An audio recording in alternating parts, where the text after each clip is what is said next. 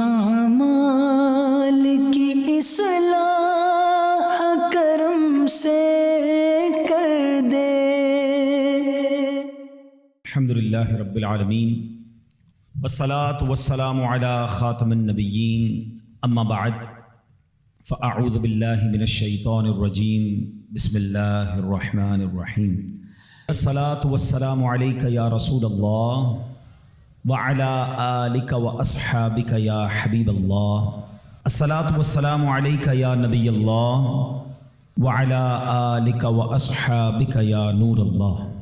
درود پاک کی بے شمار فضائل و برکات ہیں۔ جناب صادق و امین صلی اللہ تعالی علیہ وسلم کا فرمان دل نشین ہے کہ جس نے مجھ پر ایک بار درود پاک پڑھا، اللہ عز و جل اس پر 10 رحمتیں نازل فرماتا ہے، اور جو مجھ پر 10 مرتبہ درود پاک پڑھے، اللہ عز و جل اس پر 100 رحمتیں نازل فرماتا ہے۔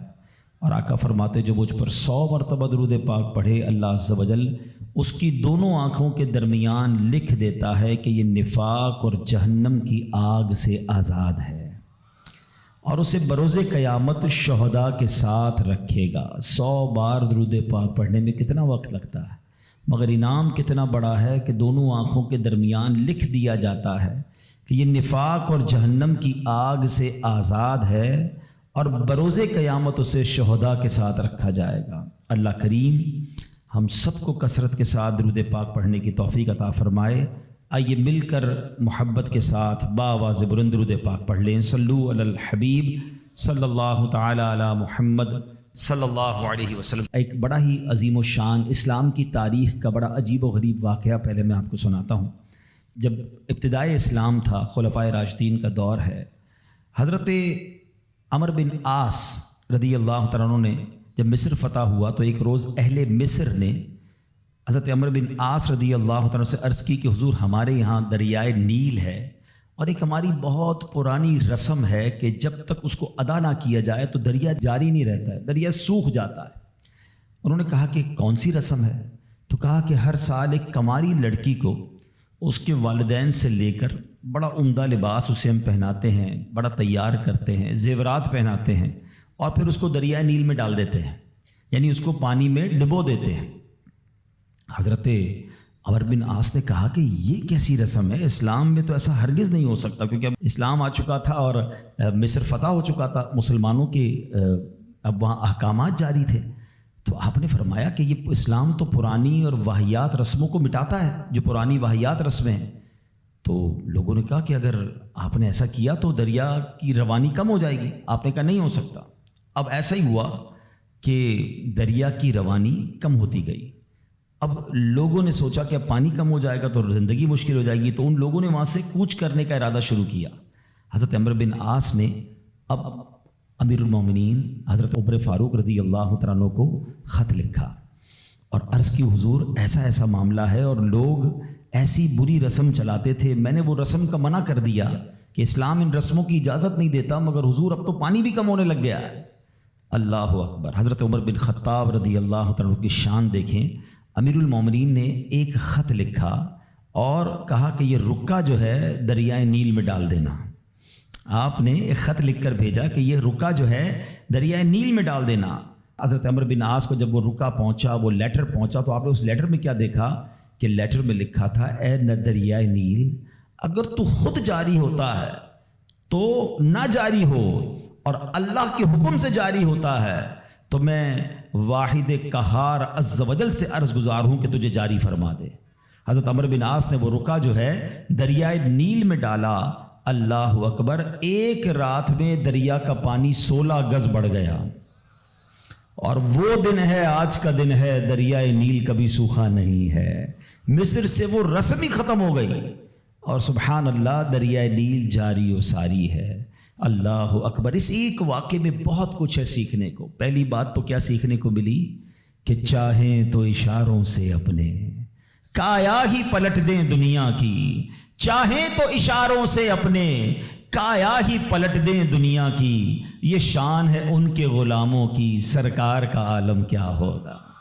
حضرت عمر کی شان دیکھیں، حضرت عمر کے واقعات اگر پڑھیں نا، جو لوگ کرامات کے منکر ہیں یا جو لوگ اولیاء کرام کی جناب کمالات کو نہیں سمجھ پاتے، صرف حضرت عمر کی سیرت کو پڑھ لیں، حدیث کی کتابوں میں مضبوط روایتوں میں یہ واقعات موجود ہیں۔ ایک بار حضرت عمر کے دور میں زلزلہ آیا ہے، تھوڑے عرصے پہلے بھی کئی ملکوں میں زلزلہ آیا، بڑی تباہی آئی، لوگ کہتے ہیں ارتھ کویک آ جائے تو رکتا نہیں ہے۔ ایک تو شان مصطفیٰ ہے کہ نبی پاک نے احد پہاڑ پر ٹھوکر لگا کر فرمایا تھا، اے احد رک جا، تجھ پر ایک نبی، ایک صدیق اور 2 شہید موجود ہیں۔ آقا نے ٹھوکر لگا کر زلزلہ روکا تھا۔ ایک بار حضرت عمر کے دور میں زلزلہ آیا تھا اور حضرت عمر نے کوڑا نکال کر، درہ نکال کر زمین پر مار کر فرمایا، اے زمین رک جا، کیا عمر تجھ پر عدل نہیں کرتا؟ اور زمین ساکن ہو گئی۔ اللہ اکبر، حضرت عمر رکا لکھتے ہیں دریائے نیل کے نام، اور پھر دریائے نیل جاری ہو جاتا ہے۔ تو اے میرے پیارے اسلامی بھائیوں، ایک بات تو یہ پتہ چلی کہ اللہ تعالیٰ جسے چاہے کوئی کمال عطا فرمائے، وہ رب کی عطا ہے۔ یقیناً اگر کسی اللہ کے ولی کے پاس، کسی صحابی کے پاس، کسی نبی کے پاس، ہاں یہ بات یاد رہے کہ انبیاء کے پاس جو کمالات ہوتے ہیں، جو حق کی دلیل کے لیے وہ پیش کرتے ہیں، وہ معجزات ہوتے ہیں۔ اور ایسی بات جو ہماری عقل میں نہ آئے، کسی اللہ کے ولی سے ہو، صحابہ سے ہو، تو اسے ہم کرامات کہتے ہیں۔ تو یہ سب اللہ کی عطا سے ہوتا ہے۔ بہرحال ایک تو یہ پتہ چلی، دوسری بات کیا پتہ چلی کہ اسلام جو ہے وہ کیسی کیسی واہیات رسمیں تھی جس کو ختم اسلام نے کیا، اور عورتوں کا کیسا گھٹیا اور کیسا جس کو آپ کہیں کہ واہیات استعمال تھا کہ جوان لڑکی کو ہر سال تیار کر کے دریائے نیل میں ڈال دیا جاتا تھا، غرق کیا جاتا تھا۔ یہ اہمیت تھی اسلام سے پہلے عورتوں کی۔ اللہ اکبر، ایسا دور تھا میرے پیارے اسلامی بھائیوں کہ اگر تھوڑا سا ہم اسلام سے پہلے کے حالات دیکھیں نا عورتوں کے بارے میں، تو حیثیت کیا تھی کہ وہ مردوں کی خواہشات پورا کرنے کے لیے کھلونا تھیں۔ عورتیں دن رات مردوں کی خدمت کرتی، محنت مزدوری بھی عورتیں کرتی، اور جو کچھ کماتی وہ مردوں کو دے دیا کرتی، مگر وہ ظالم مرد ان عورتوں پر کچھ بھی خرچ نہ کیا کرتے، عورتوں کو جانوروں کی طرح مارتے پیٹتے تھے، ذرا ذرا سی بات پر عورتوں کے کان، آنکھ اور ناک کاٹ دیا کرتے تھے، عورتوں کو دردناک سزائیں دے کر قتل کر دیا کرتے۔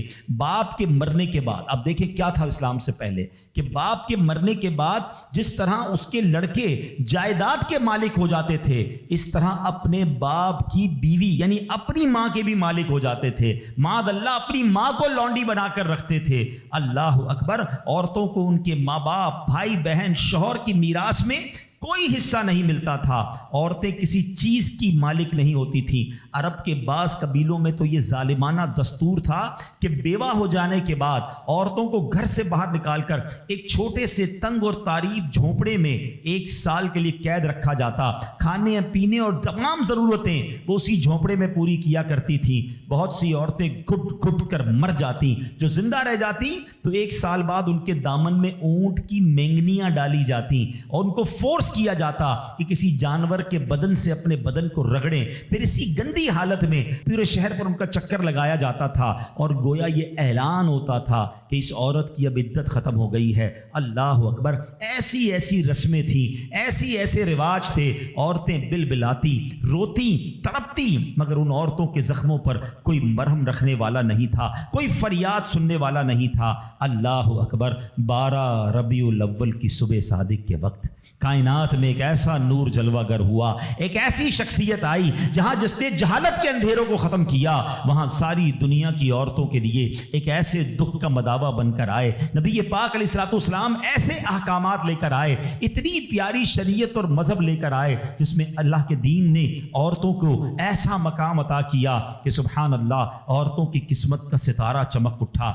اسلام کی بدولت ظالم مردوں کے ظلم و ستم سے کچلی اور روندی ہوئی عورتوں کا درجہ اس قدر بلند ہوا کہ عورت معاملات زندگی اور موت کے ہر مرحلے پر عورت کو باوقار مقام حاصل ہوا۔ مردوں کی طرح عورتوں کے بھی حقوق جو ہے وہ بیان کیے گئے، عورتوں کی حفاظت کے لیے احکام خداوندی نازل ہوئے، عورتوں کو مالکانہ حقوق مل گئے، عورتیں اپنے مہر کی رقموں، اپنی تجارتوں، اپنی جائیدادوں کی مالک بنا دی گئیں، اپنے ماں باپ، بھائی بہن، اولاد اور شوہر کی میراثوں کی وارث قرار دی گئیں. الغرض وہ عورتیں جو مردوں کی جوتیوں سے بھی زیادہ ذلیل و خوار تھیں, انتہائی مجبور و لاچار تھیں, وہ مردوں کے دلوں کا سکون اور ان کی گھروں کی ملکہ بن گئیں. چنانچہ قرآن مجید صاف صاف لفظوں میں خواتین کے, عورتوں کے حقوق بیان کرتے ہوئے ارشاد فرماتا ہے, بسم اللہ الرحمن الرحیم, خلق لکم من انفسکم ازواجا لتسکنوا الیہا وجعل بینکم مودۃ ورحمہ.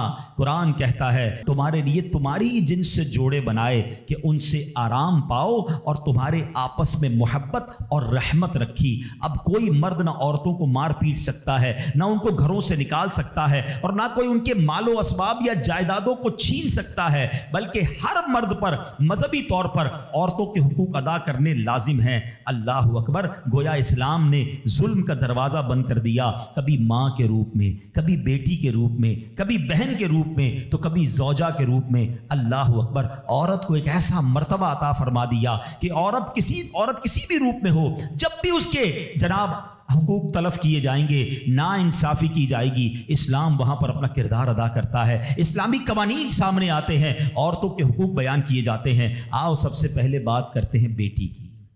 کتنی بڑی نعمت اسلام نے قرار دی, مگر آپ جانتے ہیں اسلام سے پہلے بیٹی کا حال کیا ہوتا تھا؟ اللہ اکبر. بیٹی کی پیدائش کو شرمندگی سمجھا جاتا تھا. کسی کے یہاں بیٹی پیدا ہو جائے وہ لوگوں کے سامنے آتا نہیں تھا, کئی مہینے تک چہرہ ہی نہیں دکھاتا تھا. یعنی وہ سمجھتا تھا کہ میری بہت بڑی ذلت ہو گئی ہے کہ میرے یہاں بیٹی ہو گئی. اللہ اکبر. بیٹیوں کو زندہ درگور کیا جاتا تھا, بیٹی کو بھی مار دیا جاتا اور بیٹی کی وجہ سے اس کی ماں کو مار دیا جاتا تھا. اللہ اکبر. قرآن کیا کہتا ہے؟ سبحان اللہ. کیسا پیارا مذہب ہے, کتنا شاندار ہمارا دین ہے. اللہ کا کلام کہتا ہے وَإِذَا بُشِّرَ أَحَدُهُمْ بِالْأُنثَىٰ ظَلَّ وَجْهُهُ مُسْوَدًّا وَهُوَ كَظِيمٌ. قرآن کہتا ہے جب ان میں کسی کو بیٹی ہونے کی خوشخبری دی جاتی ہے تو دن بھر اس کا منہ کالا رہتا ہے. يَتَوَارَىٰ مِنَ الْقَوْمِ مِنْ سُوءِ مَا بُشِّرَ بِهِ, اور وہ غصہ کھاتا ہے اور لوگوں سے چھپتا پھرتا ہے اس بشارت کی برائی کے سبب سے. اللہ اکبر. اَيُمْسِكُهُ عَلَىٰ هُونٍ أَمْ يَدُسُّهُ فِي التُّرَابِ, کیا اسے ذلت کے ساتھ رکھے گا یا اسے مٹی میں دبا دے گا. أَلَا سَاءَ مَا يَحْكُمُونَ. ارے بہت ہی برا حکم لگاتے ہیں.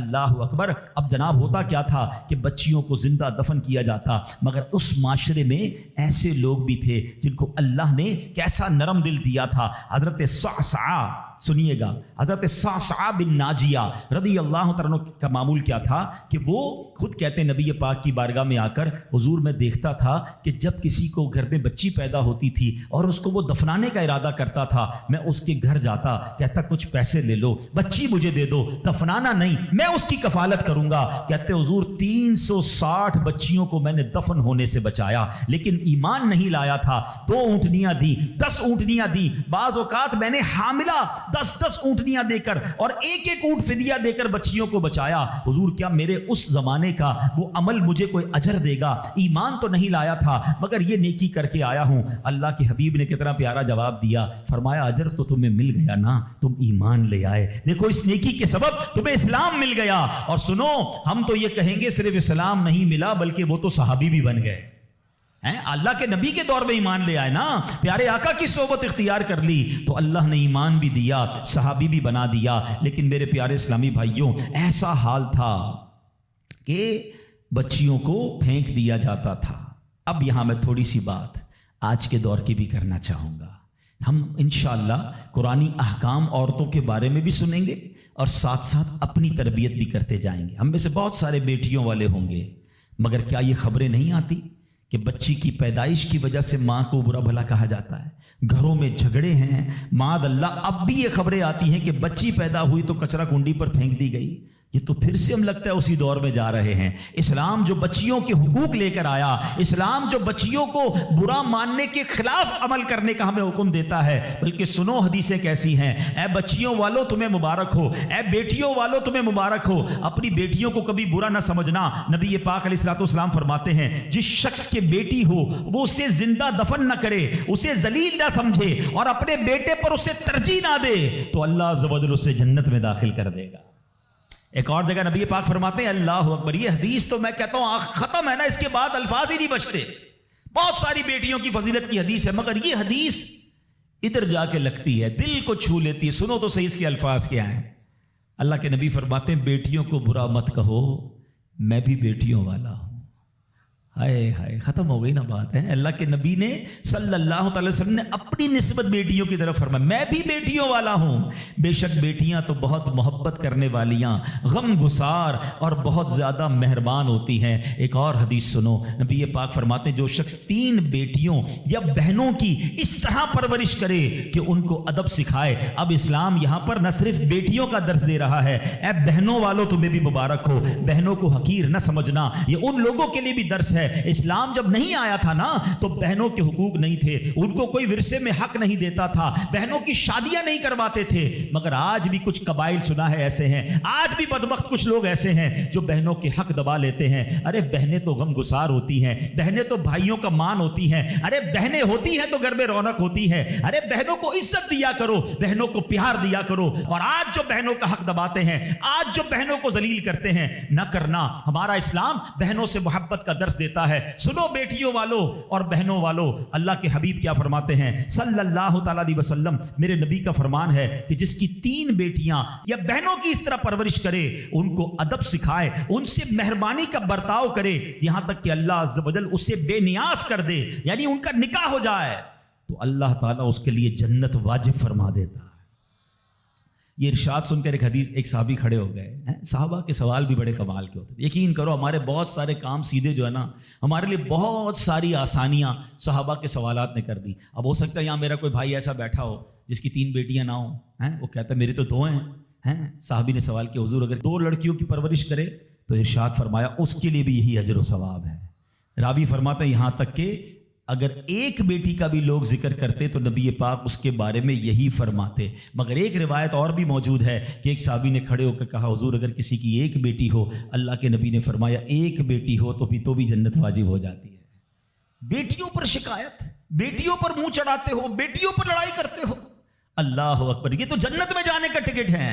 تو اپنی بیٹیوں سے پیار کریں۔ اور باپ جتنے بیٹھے نا، مجھے پتا ہے وہ میری بات کی تائید کریں گے، شاید پیدائش پہ منہ چڑھایا ہوگا کسی نے، لیکن آج بھی باپ سے زیادہ کلوز بیٹی ہی ہوتی ہے، پیار وہ باپ سے بیٹی ہی کرتی ہے۔ گھر جاؤ تو بیٹی باپ کا انتظار زیادہ کرتی ہے، مگر نہ جانے کیوں بیٹی کی پیدائش کو اچھا پھر اگر بیٹیاں ہو بھی گئیں، کسی کی 3 ہو گئیں، 4 ہو گئیں، نہیں ہو رہا بیٹا، تو کس بات کی لڑائی ہے؟ کیا عورت کے ہاتھ میں ہے کہ وہ بیٹا پیدا کرے؟ خامہ خائی گھر میں جھگڑا، تانے دینا اس بیچاری کو۔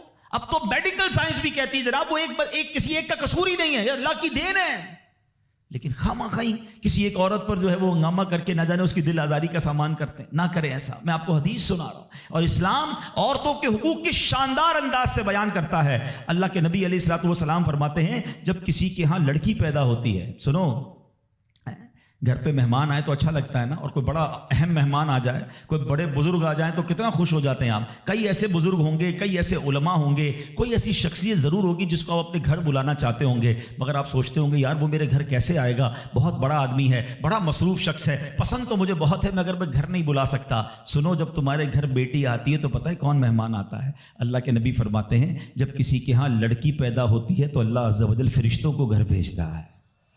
ہاں، آپ کے گھر فرشتے آتے ہیں، اور کیا کہتے ہیں؟ فرشتے آ کر کہتے ہیں اے گھر والوں تم پر سلامتی ہو۔ پھر فرشتے اس بچی کو اپنے پروں کے سائے میں لیتے ہیں، اس کے سر پر ہاتھ پھیرتے ہوئے کہتے ہیں یہ کمزور سی جان ہے جو ایک کمزور جان سے پیدا ہوئی ہے، جو شخص اس کمزور جان کی پرورش کی ذمہ داری لے گا تو قیامت تک مدد خدا اس کے شامل حال رہے گی۔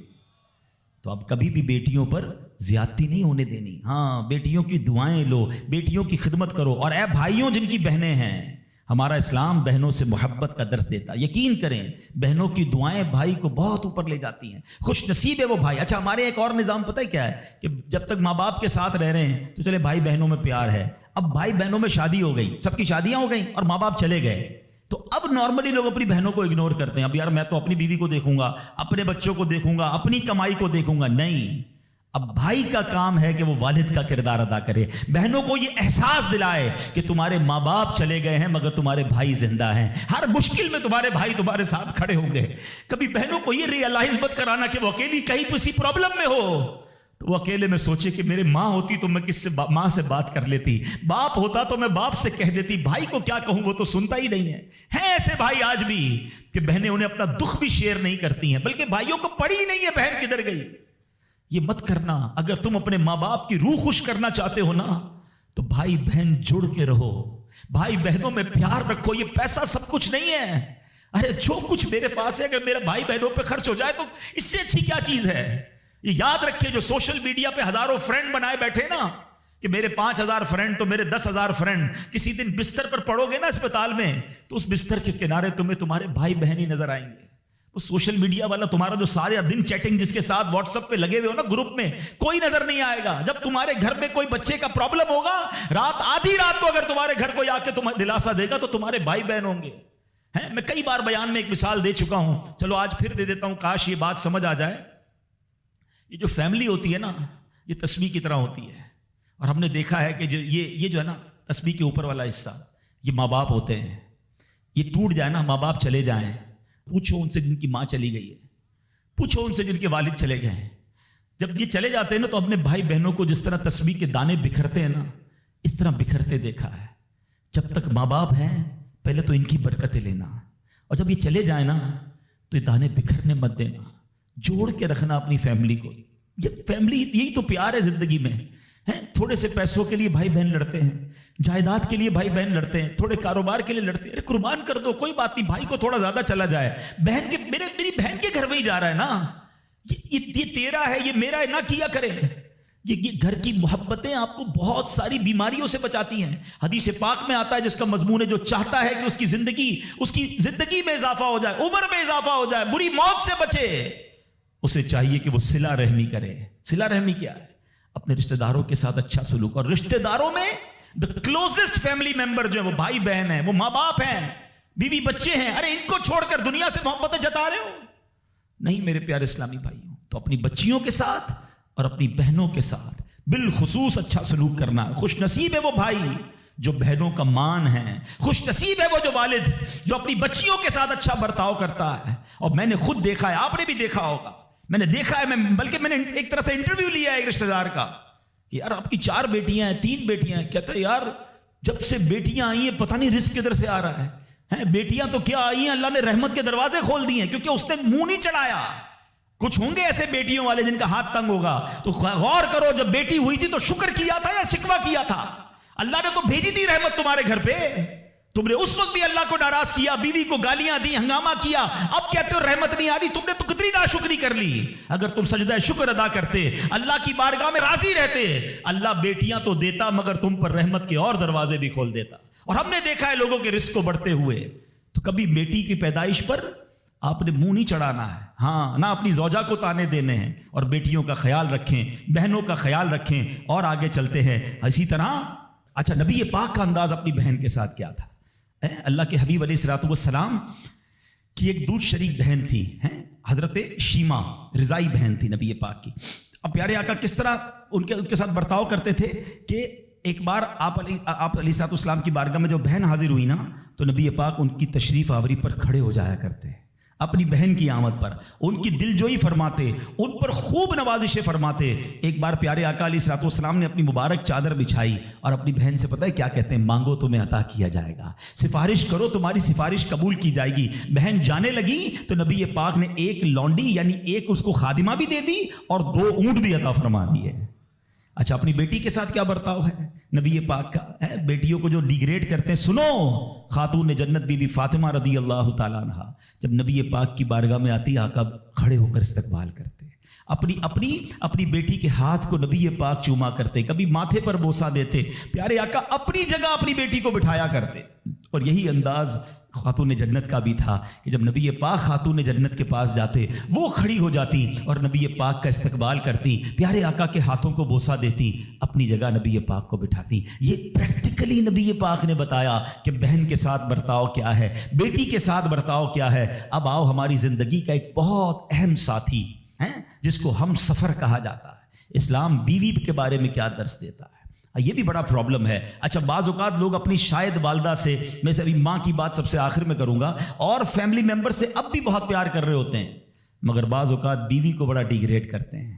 ہم شاید بھول گئے ہیں کہ ہماری زندگی کا بہت بڑا حصہ جس کے ساتھ گزرا ہے. میں بیان میں پہلے بھی کہہ چکا ہوں, کبھی سوچا آپ نے, ایک تو اللہ نے آپ کا اس کو ساتھی بنایا, اور ہم اس کے ساتھ بعض اوقات زیادتی کرتے ہیں. ہم کاروبار میں تکلیف میں ہوں, ہم باہر کسی ٹینشن میں ہوں, کسی بندے سے کسی بات کوئی بری لگ گئی, سارا غصہ آ کر اب بندے نے اپنی زوجہ پہ نکالنا ہے, کیونکہ وہ بیچاری تو کچھ نہیں کہہ سکے گی. پہلے کے زمانے جاہلیت میں بھی یہی تھا کہ عورتوں کو پیر کی جوتی سے زیادہ ذلیل سمجھا جاتا تھا. مگر کیا آج بھی کچھ گھرانوں میں ایسا نہیں ہے؟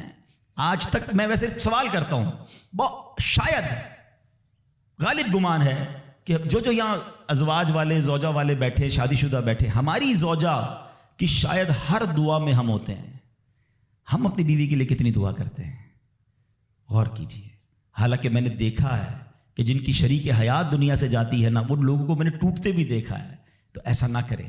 جس طرح وہ آپ کے لیے محبت کا اظہار, دعاؤں کی آپ کی خدمت گار ہے, آپ بھی اس کے لیے اچھا برتاؤ کریں. اور نبی پاک کا کیا انداز تھا. میں تو آج اسلام کی, شریعت کی, اللہ کے نبی کی بات کرنے آپ کے سامنے آیا ہوں. اللہ کے حبیب علیہ الصلوۃ والسلام سے سوال کیا گیا کہ حضور آپ کو دنیا میں سب سے زیادہ پسند کون ہے؟ پوری کائنات میں آپ کو سب سے زیادہ پسند کون ہے؟ اللہ کے حبیب نے فرمایا عائشہ. نبی پاک نے اپنی زوجہ کا نام لیا. پھر فرمایا ان کے والد حضرت ابوبکر صدیق رضی اللہ تعالیٰ عنہ. پھر نبی پاک گھر اپنی ازواج کے ساتھ کیا انداز ہوتا تھا, گھر کا سودا سلف لے کے جاتے, کھانے پینے میں ہاتھ بٹاتے, محبت اور پیار کا اظہار فرماتے. سافٹ ماحول تھا گھر کے اندر. کیا ہمارے گھر میں ایسا ماحول ہے؟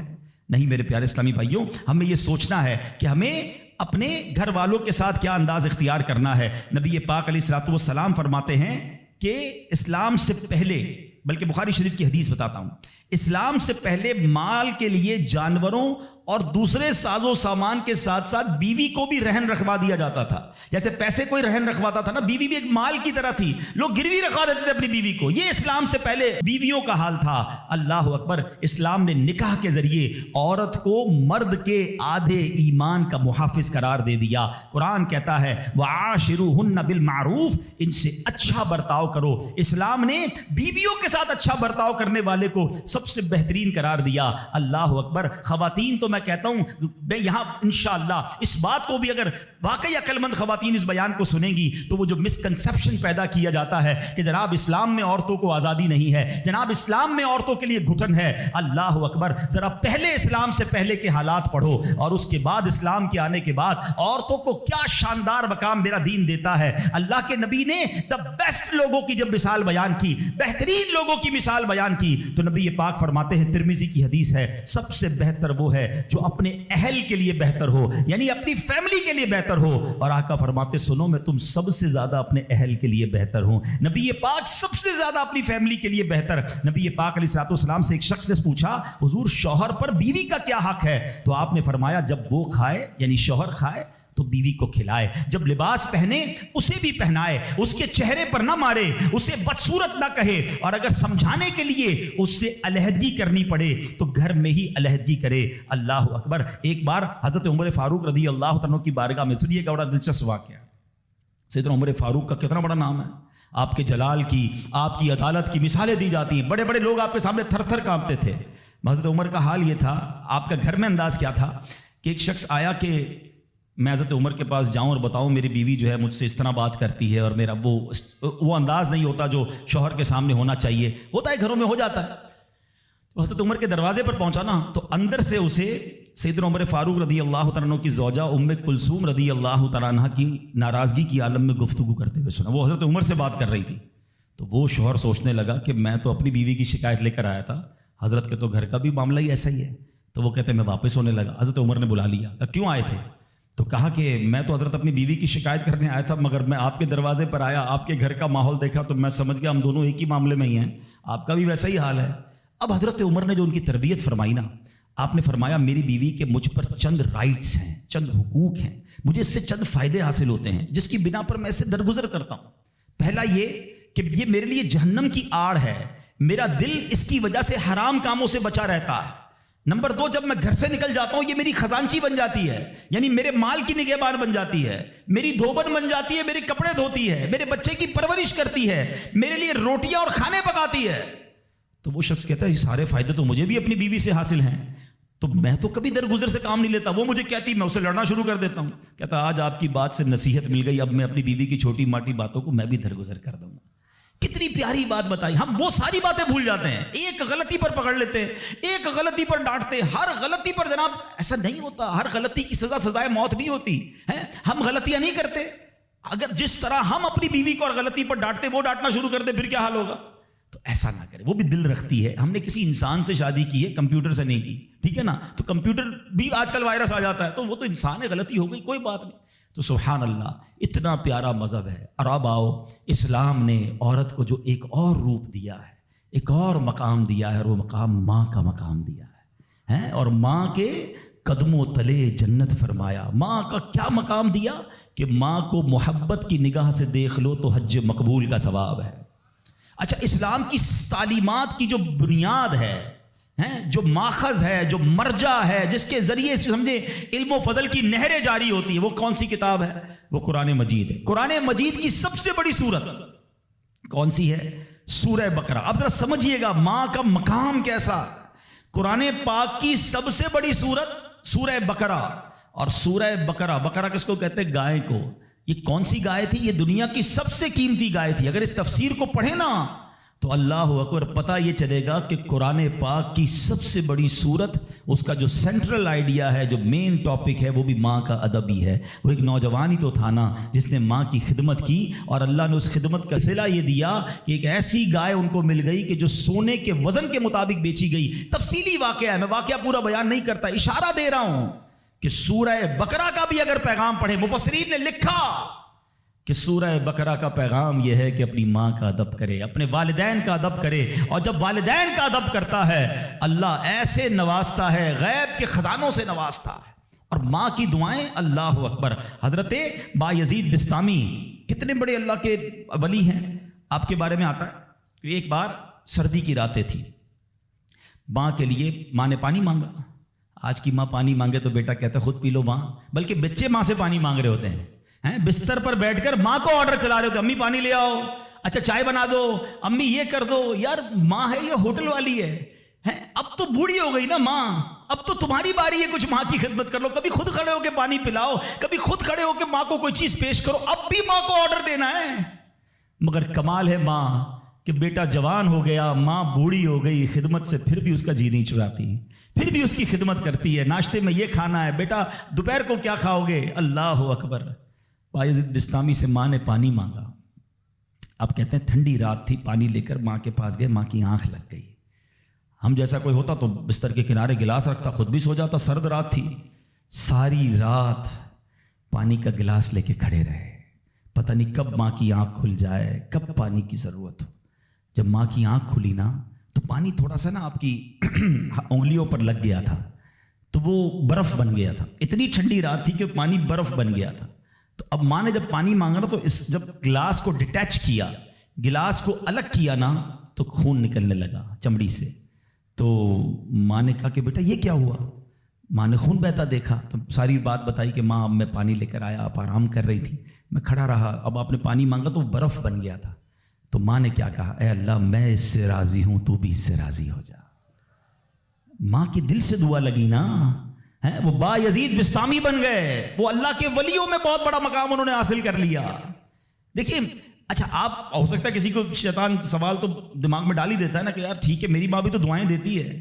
دیکھیے ایک ماں تو ماں ہی ہوتی ہے, ماں کو تنگ کرو پھر بھی عموماً اس کی زبان سے دعا ہی نکلتی ہے. ایک دعا وہ ہے کہ آپ ماں سے کہیں اور وہ ماں دعا دے. ایک دعا وہ ہے کہ آپ کہیں نا ماں کو, خدمت ایسی کریں کہ ماں کے دل سے دعا نکلے. ہاں آپ کو بغیر بتائے آپ کا والد آپ کو دعا دے, آپ کی ماں آپ کو دعا دے. وہ دعا جو ہے نا, ہاں کتابوں میں لکھا کہ والدین کی دعا اولاد کے حق میں قبول ہوتی ہے. ہاں اگر دل سے دعا نکلے نا تو ماں باپ دعا دے دے اور وہ بھی دل سے دعا دے دے, پھر تو کیسا مرتبہ ہے. اور سبحان اللہ, ماں باپ کے بارے میں کتابوں میں یہاں تک لکھا کہ بیٹا باپ کے ساتھ ایسے رہے جیسے غلام آقا کے ساتھ رہتا ہے. تو اور باپ سے زیادہ خدمت کا حق کس کو کہا گیا؟ وہ ماں کو کہا گیا. تو آپ سوچیں کہ ماں کے کتنے حقوق بیان کیے اسلام نے. تو مبارک ہو ان خواتین کو، ماشاءاللہ ہمارا اسلام کس کس موقع پر عورت کے کیسے حقوق بیان کرتا ہے. اور سبحان اللہ، ایک بار نبی پاک علیہ الصلوۃ والسلام سے سوال ہوا، سوال کرنے والے نے بھی کتنا پیارا سوال کیا، اور یہ حدیث بخاری کی حدیث ہے. اللہ کے نبی علیہ الصلوۃ والسلام سے عرض کیا، حضور میرے حسن اخلاق کا سب سے زیادہ حقدار کون ہے، کون ڈیزرونگ ہے، سب سے زیادہ مجھے کس کے ساتھ حسن اخلاق کرنا ہے. حدیث کا خلاصہ نبی پاک نے فرمایا تیری ماں. پھر پوچھا حضور اس کے بعد سیکنڈ؟ فرمایا تیری ماں. کہ حضور اس کے بعد؟ فرمایا تیری ماں. 3 بار. پھر کہ حضور اس کے بعد؟ فرمایا تیرا والد.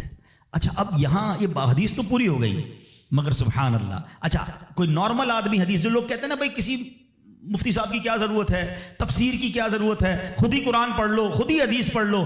آج کے دور میں کوئی نارمل آدمی حدیث پڑھے تو خدا نہ خواستہ اس کا رزلٹ کیا لے گا؟ چلو بھائی اب والد کو پوچھنا ہی نہیں ہے، 3 بار ماں کا فرمایا نبی پاک نے، ماں کی خدمت کرو، ابا کو ڈالو سائڈ پہ. نہیں، اب اس کی انٹرپریٹیشن پڑھنا ضروری ہوگی، اب اس کی تفسیر اور اس کی شرح پڑھنا ضروری ہوگی. اللہ اکبر، علماء کی شان دیکھیں. پہلے تو علماء نے یہ ڈیبیٹ کیا کہ نبی پاک نے 3 بار ماں کیوں کہا، 1 بار والد کیوں کہا؟ کیونکہ اللہ کے نبی کی زبان سے جب بھی جو نکلا وہ حق نکلا، وہ ایسی فضول کوئی بات نہیں ہوتی. ہر بات جو ہے وہ بڑی لاجیکلی، بڑی ڈیٹیلڈ، اور اللہ اکبر وہ اللہ کی طرف سے عطا ہوتی ہے. سیدی اعلیٰ حضرت فرماتے ہیں نا، وہ دہن جس کی ہر بات وحی خدا، چشمہ علم و حکمت پہ لاکھوں سلام. وہ زبان جس کو سب کن کی کنجی کہیں، اس کی نافذ حکومت پہ لاکھوں سلام. علماء کہتے ہیں 3 بار جو ماں کہا ہے نا، ایسے ہی نہیں کہا. ماں کے بچے پر 3 احسان ہیں. نمبر 1، ماں بچے کو پہلے 9 ماہ اپنے پیٹ میں پالتی ہے، اس کی جسم میں کتنی تبدیلیاں ہوتی ہیں، کتنی تکلیفیں وہ اٹھاتی ہے. نمبر 2، جب پیدائش ہوتی ہے، رائٹ دا ٹائم آف پیدائش، وہ بالکل موت کے قریب سے ہو کر آتی ہے، شدید درد اور ایسی کیفیت ہو جاتی ہے کہ کئی لوگ دنیا سے چلے بھی جاتے ہیں. اور تیسری، ماں مہربانی کیا کرتی ہے کہ اپنے بچے کو پھر پالتی ہے. فرمایا ماں 3 احسان کرتی ہے بچے پر، اس لیے 3 بار ماں کہا. اور ان تینوں احسانوں میں والد ایک احسان کرتا ہے، وہ بچے کو پالتا ہے، اس لیے 1 بار والد کہا. سبحان اللہ، ایک ایک لفظ حکمت بھرا ہے. اب علماء کہتے ہیں اس حدیث کا مطلب یہ ہوگا کہ عزت والد کی زیادہ کرے گا اور خدمت ماں کی زیادہ کرے گا، یعنی والد کا بھی احترام ہے. اللہ اکبر، یہ ہماری شریعت ہے. تو سبحان اللہ، آج میرے جو بیان کا موضوع ہے کہ اسلام عورت کا کیسا مقام بیان کرتا ہے، ہر روپ میں عورت کے حقوق کو جو ہے وہ سیف کرتا ہے، اس کے حقوق کو بیان کرتا ہے اور اس پر ظلم و ستم سے بچاتا ہے. تو سبحان اللہ، ہم یہاں جتنے بھی بیٹھے ہیں، کسی کے گھر میں بیٹی ہوگی، کسی کے گھر میں بہن ہوگی، کسی کے گھر میں زوجہ ہوگی، کسی کے گھر میں ماں ہوگی. ان تمام روپ میں ہمیں خواتین کے ساتھ اچھا برتاؤ کرنا ہے. اور اب جو مجھے مائیں سن رہی ہیں، میں ان سے بھی عرض کروں گا کہ اگر ماں باپ نیک ہوں تو اولاد پر اس کا کتنا خوبصورت اثر پڑتا ہے. شیخ عبد القادر جیلانی 5 سال کی عمر ہے، مدرسے جاتے ہیں، قاری صاحب نے کہا پڑھو بسم اللہ. آپ نے بسم اللہ الرحمن الرحیم پڑھ کر زبانی 18 پارے سنا دیے. قاری صاحب حیران ہیں، پہلی بار بچہ مدرسے آیا ہے، 18 پارے کیسے یاد کر لیے؟ کہا اور بھی تو پڑھو نا. کہا اتنے یاد ہیں. کہاں سے یاد کیے؟ کہ میری ماں 18 پاروں کی حافظہ تھی، میں ماں کے پیٹ میں تھا، وہ تلاوت کرتی تھی، میں پیٹ میں قرآن یاد کر لیتا تھا. اچھا، یقیناً غوث پاک کی کرامت ہے، یہ آج کے دور میں پاسبل، ایسے ہم جیسے لوگوں کے لیے پاسبل نہیں نظر آتا. لیکن ایک بات تو ہے نا کہ وہ تلاوت کرتی تھی، دودھ پلاتے وقت تلاوت کرتی تھی. سیدہ فاطمہ رضی اللہ تعالیٰ عنہا کے بارے میں بھی آتا ہے کہ خاتون جنت حسنین کریمین کو جب دودھ پلاتی یا جھولا دیتی تھی، انہیں قرآن سناتی تھی. آج ہم کیا کرتے ہیں، چھوٹے بچے کو بھی موبائل پکڑا دو، ہر کھلونے میں میوزک، اسٹارٹ سے ہی اس کو میوزک کا عادی ہم بنا رہے ہیں. تو میری مائیں، میرے بھائی، اگر آپ اپنے بچوں کو نیک دیکھنا چاہتے ہیں تو غوث پاک کی سیرت سے سیکھو کہ ماں باپ نیک تھے، اللہ نے اولاد کو کیسا بنا دیا. تو اگر میں اور آپ چاہتے ہیں، آج بیان تو ہو رہا ہے نا کہ ماں کے ایسالے ثواب کرنا ہے، ماں کی خدمت کرنی ہے، لیکن بچے کو دین کے قریب لاؤ گے تو آپ کی خدمت کرے گا نا. آج کل تو دنیا کے اتنا حوالے کر دیا ماں باپ نے کہ بعد میں خود اپنے بچوں سے ڈر لگ رہا ہوتا ہے. ارے باپ رے باپ، میرا بچہ بڑا آفیسر ہے، میرا بچہ بڑا ڈگری ہولڈر ہے، وہ فلاں ادارے میں کام کرتا ہے، اس کو برا لگ جائے گا. ارے تف ایسی اولاد پر جس سے ماں باپ بات کریں تو انہیں ڈر لگے کہ بیٹے کو برا لگ جائے گا. اپنے بیٹے کو دیندار بناؤ، انشاءاللہ اگر آپ کا بیٹا صحیح معنوں میں دیندار بن گیا، عالم بنا، مفتی بنا، یا بے شک اچھی کتابیں پڑھ کر، قرآن و حدیث پڑھ کر اچھا مبلغ بن گیا، اس بیٹے کو ڈر لگے گا کہیں ماں باپ کو برا نہ لگ جائے. یہ فرق ہوتا ہے. بچہ دین سیکھے تو اب بچہ ماں باپ کا ادب کرتا ہے. تو بہرحال اگر ہم چاہتے ہیں کہ ہماری اولاد ہماری زندگی میں بھی ہماری فرما بردار رہے اور ہمارے مرنے کے بعد بھی ہمارے لیے صدقہ جاریہ بنے تو ہمیں خود بھی نیک بننا ہوگا اور اپنے بچوں کو نیک ماحول سے وابستہ کرنا ہوگا. سبحان اللہ. غوث پاک رضی اللہ تعالیٰ کی سیرت کو دیکھیں. ماں کو کہتے ہیں ماں بغداد جانا ہے. کیوں جانا ہے؟ گھومنے پھرنے نہیں، علم دین سیکھنے. کیسی ماں تھی؟ آپ کہتی بیٹا جاؤ، اب محشر کے دن ملاقات ہوگی. یہاں تو 3 دن کے قافلے میں لوگ نہیں بھیجتے اپنے بچوں کو. آپ پکنک کے لیے بھیج دیں گے دوستوں کے ساتھ. ہم نے دیکھا کچھ لوگوں کے بچوں دین کی طرف آنے لگے، ان کو روکا، اب بعد میں وہی بچہ جب نشے اور برے کاموں میں پڑ گیا تو باپ سر پکڑ کے بیٹھا ہے کہ یار میں نے دین سے تو دور رکھا، اب ایسی صحبت مل گئی کہ بچہ ہی ہاتھ سے چلا گیا. اپنے بچوں کو اب تم دعوت اسلامی کے مدنی ماحول میں اجازت بھی مل گئی ہے کہ والد اپنے بچے کو خود مدنی قافلے میں بھی لے کر آ سکتا ہے. پہلے ہم نے ایک ایج لمٹ رکھی تھی، مگر والد یا بڑے بھائی کے لیے اجازت ہے کہ اپنے چھوٹے بیٹے کو یا چھوٹے بھائی کو بھی وہ مدنی قافلے میں لائے. تو اپنے بچوں کو مدنی قافلے میں خود لے کر آئیں. آپ آئیں گے تو وہ بھی آ جائیں گے. 3 دن 12 دن 30 دن یہ تربیت ہوگی ان کی، اور وہ جتنی نیکی کی طرف جائیں گے اتنا انشاءاللہ آپ کی فرما برداری کی طرف آئیں گے، آپ کے لیے صدقہ جاریہ بنیں گے. تو سبحان اللہ، غوث پاک کی والدہ نے روکا نہیں بلکہ کہا جاؤ بیٹا محشر میں ملاقات ہوگی. مگر نصیحت کیا کی؟ ہر حال میں سچ بولنا. اور سبحان اللہ کیسا سچ بولا تھا. ڈاکو نے حملہ کیا تھا نا، سارا مال بھی واپس کر گئے اور ڈاکو توبہ بھی کر گئے. کیوں؟ کہ آپ نے ڈاکوؤں کے سامنے بھی سچ بولا. سچی زبان سے جو بات نکلتی ہے نا وہ اثر رکھتی ہے. تو یہ ماں کی تربیت تھی نا. تو اللہ پاک ہم سب کو اپنے ماں باپ کا ادب بھی نصیب فرمائے. اور جو ماں باپ مجھے سن رہے ہیں، اللہ کرے کہ ہم اپنے بچوں کی اچھی تربیت کرنے میں بھی کامیاب ہو جائیں. آپ بچوں کی اچھی تربیت کریں، وہ زندگی میں بھی آپ کے لیے دعائیں کریں گے. ہاں آپ کو پتہ ہے بچہ جس کا نمازی ہو، کیا پیارا دین ہے ہمارا. یقین کریں ماں باپ خالی بچے کو نیک بنا دیں، پھر دیکھو بچہ آپ کے لیے کیسا کام کرے گا. آپ دیکھیں ہر نماز میں بلکہ ہر قاعدہ آخیرہ میں وہ آپ کے لیے دعا کرتا ہے. اور کیسے دعا کرتا ہے؟ قبلہ رو با وضو بیٹھ کر. کیا کہتا ہے؟ ربنا اغفر لی ولوالدی وللمؤمنین یوم یقوم الحساب. فجر پڑھ رہا ہے 2 بار آپ کے لیے دعا کی. اور کس حالت میں کی؟ با وضو قبلہ رو بیٹھ کر. ظہر پڑھ رہا ہے سنتوں میں دعا کی، فرض میں دعا کی، پھر سنتوں میں دعا. اب کیلکولیٹ تو کرو، اگر میں کچھ نہ کروں اپنے بچے کو زندگی میں 5 وقت کا پابند نمازی بنا دوں، میرے مرنے کے بعد بھی وہ نماز پڑھتا رہے، ارے نہ ہے میری قبر پر روز نماز پڑھے گا، اتحیات میں بیٹھے گا، دعا کرے گا اللہ میرے ماں باپ کی بخشش فرما دے. کتنا خوبصورت مذہب ہے ہمارا، کتنا پیارا دین ہے. تو اے میرے پیارے اسلامی بھائیوں، آج یہ پیغام لے جاؤ، اولاد ایسی بنا کے جانا ہے کہ میرے زندگی میں بھی مجھے میرا بیٹا دعائیں دے، میری اولاد مجھے دعائیں دے، میری خدمت بھی کرے اور مرنے کے بعد بھی میرے لیے صدقہ جاریہ کا باعث ہو. مگر وہ جب ہو سکے گا جب ہم خود نیک بنیں گے، اپنے بچوں کو نیک بنائیں گے. اور سبحان اللہ یہاں پر دعوت اسلامی کا ماحول ہمارے سامنے ہے جو خواتین کے لیے بھی رہنمائی کے لیے خوبصورت پروگرام رکھتا ہے. ہماری بہنوں کے لیے مدرسے موجود ہیں، جامعۃ المدینہ موجود ہیں، اسلامی بہنوں کے اجتماعات موجود ہیں، ہمارے اسلامی بھائیوں کے ہفتہ وار ویکلی اجتماعات وہ موجود ہیں. قرآن سے محبت کیجئے، قرآن سیکھیے تو صحیح کہ کیسے پڑھنا ہے، تو خود بھی اور اپنے بچوں کو بھی قرآن پڑھائیے. تو اب جو بڑے ہو گئے ہیں، دعوت اسلامی دیکھیں کتنا پیارا پلان رکھتی ہے کہ جو بچے ہیں وہ مدرسۃ المدینہ جو بچوں کے اس میں داخلہ لے لیں، اور جو بڑے ہیں جو مدرسوں میں دن میں نہیں جا سکتے، جاب کرتے ہیں، کاروبار کرتے ہیں، تو آپ کی آسانی کے لیے تقریباً کراچی کی مسجدوں میں، بلکہ اگر مجھے دنیا میں کہیں بھی سن رہے ہیں تو الحمدللہ دعوت اسلامی والوں سے رابطہ کریں.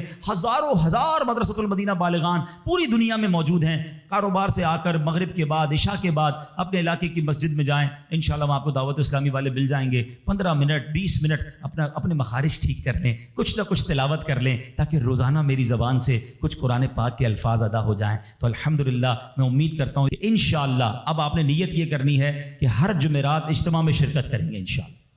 ٹھیک ہے نا؟ ہر ہفتے مدنی مذاکرے میں بھی کرم فرمائیں، اور اس کے ساتھ ساتھ مدرسۃ المدینہ بالغان اس کو تھام لیں. انشاءاللہ آپ دیکھیں گے کہ جب میں روز قرآن پاک پڑھوں گا، روز سیکھوں گا، میری زبان پر قرآن جاری ہوگا تو میرے دل میں بھی قرآن کا نور آ جائے گا. اللہ کریم سے دعا کرتا ہوں اللہ کریم جن کے والدین حیات ہیں ان کو درازی عمر بالخیر عطا فرمائے، جن کے ماں باپ چلے گئے ان کی بے حساب مغفرت فرمائے.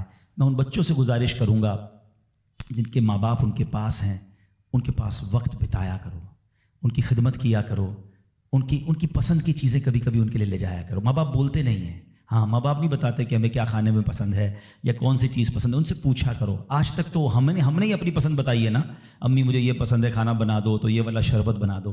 اپنی ماں سے پوچھو، ہیں اپنے والد سے پوچھو، اور کسی معلوم ہو جائے نا کبھی. اچھا ایک اور مزے کی بات، ماں باپ کبھی بھی مہنگی چیز نہیں بتائیں گے.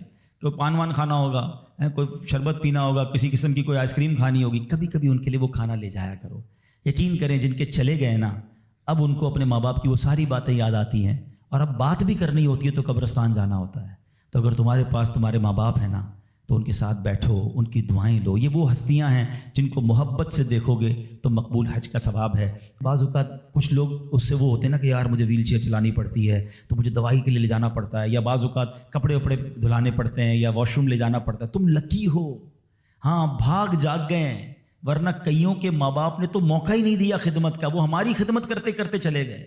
اگر آج کسی بچے کو ماں باپ کی خدمت کا موقع ملا ہے نا، اور کبھی ایسا موقع ملے نا کہ آپ کے پیسے ماں باپ پر خرچ ہوں، تو سمجھ لو تمہارے بھاگ جاگ گئے. ارے انہوں نے ساری زندگی مجھ پر خرچ کیا اور اب میرے پیسوں کے نصیب جاگے کہ کچھ ماں باپ پر خرچ ہو جائیں. لیکن جب ماں باپ پہ خرچ کرنے کی باری ہوتی ہے تو ایسے بھی بدبخت ہیں جو کہتے ہیں یہ میرے ہیں تمہارے تھوڑی ہیں، میں نے کمائے.